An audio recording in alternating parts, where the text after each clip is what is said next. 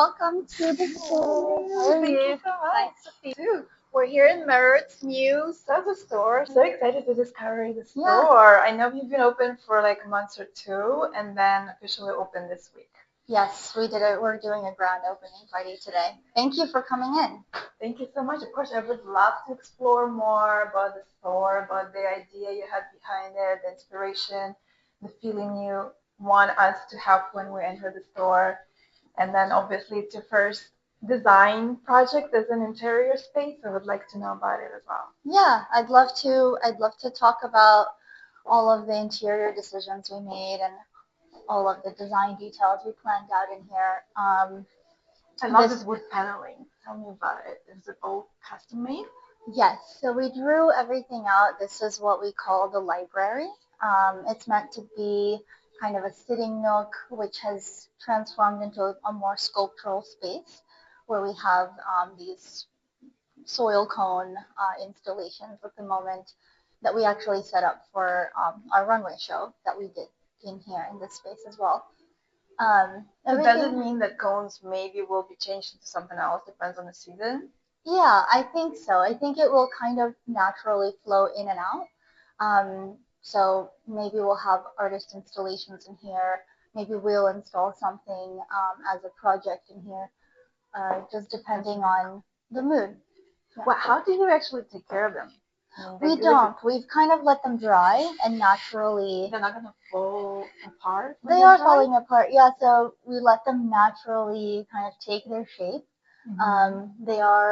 They were molded into cones, but they're slowly drying and starting to kind of trickle down and fall. And I think that's kind of the beauty of it. That's what you wanted to achieve. Yeah, exactly. Okay. Tell me about the inspiration for the store. What kind of feeling would you like us to have when we enter the store?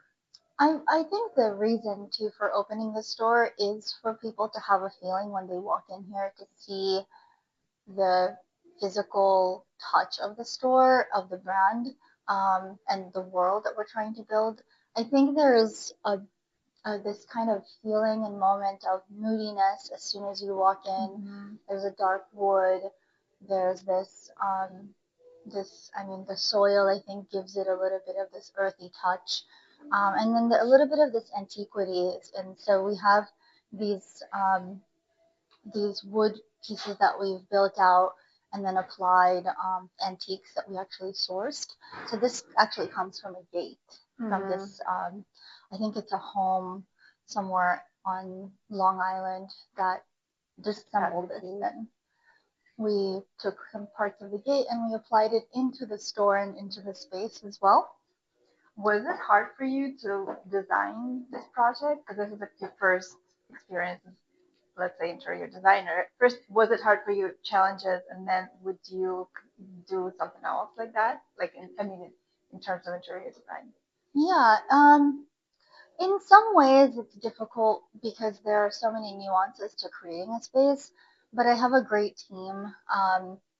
My team members and I really kind of did this all cohesively together.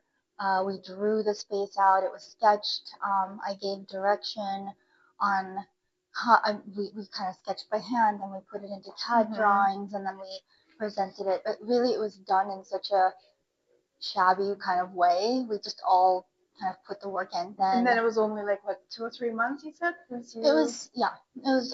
took us about 2 to 3 months, but I think it's quite unheard of for New York and SoHo, right? Because usually you're waiting for like all the permits and permission, anyway. Yeah. And then all the productions start usually, it's like I feel like it always takes forever, and you did it for such a short time and in such a beautiful way.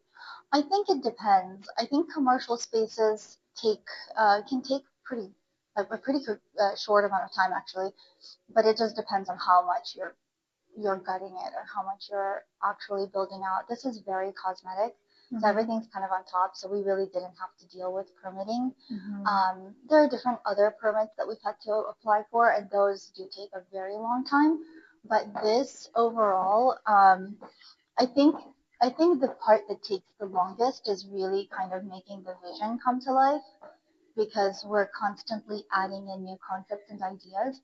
So once you build a space and you're in it, you're like, oh, okay, I think it's missing this and I think it's missing that, and we need to add in this element and that element to kind of build onto the space overall. Well, you said that you source a lot of things like antique elements and antique markets from the store. Is there anything Mhm. special you want to show, or like the process how you were antiquing for the store? I love all the vintage sourcing and stuff, so I'm always curious about those. Yeah, I actually went to the North Fork to a place called Lumber and Salt. Um, and it's basically this architectural salvage of different materials. It also has tables and but mostly it's like columns and windows and then I found this piece here, which actually is all they're all separate pieces. So this was The some roof, kind of skylight. okay, or like a garden, the part of it, winter garden or something. Yeah, it has to be a part of something. I don't know exactly where it came from. And then these holes here were, I don't know what they're from, but they were completely separate, and there were thankfully four of them. So I grabbed the four poles in the roof and everything else that surrounded the metal work. We actually had somebody come and solder it all together and create a structure so it's safe and sturdy. So how old is it, you think, of this piece? Or the roof, I guess, right? I don't know. I would guess it's probably from like the 70s. Maybe it's the 90s. Maybe it's not that old. Okay. I don't know. But it is definitely rusted and the metal has been eaten away, but it could be due to like, I loved also like how it played for your show, which you held in the yeah, store when it was yeah. more like empty. The models walked through it. It was very interesting. Yeah, it adds up like completely nice dynamics of the store. You Yeah. can just roll around it. Definitely breaks up the space too. Oh, it's beautiful. Yeah. And then I really love that needlepoint couch. How did you find that one? I found it on Facebook Marketplace. Really? I found it for $100. It was pristinely kept by this couple, which I feel terrible about because it apparently the curtains in that space were drawn, and the entire room looked like a museum.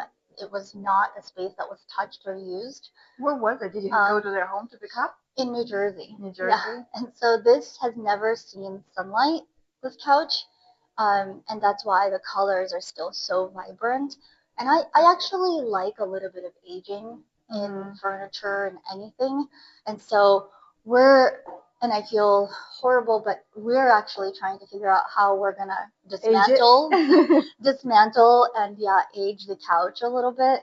But I feel like if you have a lot of people coming in, you know, and sitting on it, that's gonna work organically. Do you plan to add more furniture objects in the store? Is it like an ongoing project for you? Or? I think it's always ongoing when you're home, and this is kind of like a home, right?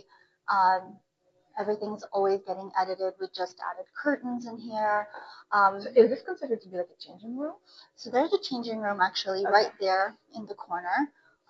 We have our office space back there where we work and create and design, and then as well as downstairs, which has our sewing room, pattern table, our fabrics. Production. This actually is going to be a salon.